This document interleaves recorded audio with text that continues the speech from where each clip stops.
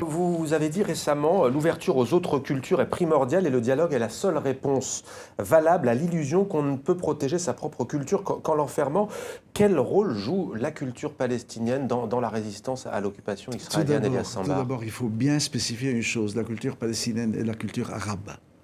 Beaucoup de gens pensent que, vu les spécificités du conflit, Ouais. vu la réalité quotidienne particulière quand même des Palestiniens, l'exil palestinien, qu'il y a une chose en soi. Nous sommes dans la langue arabe, notre culture est l'arabe, et nous avons le même héritage culturel.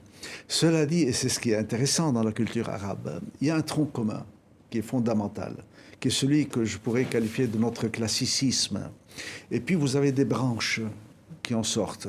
Pendant très longtemps, et bien avant qu'il y ait les mouvements fondamentalistes, les nationalistes arabes étaient extrêmement inquiets, même jusqu'à la panique, de cette diversité.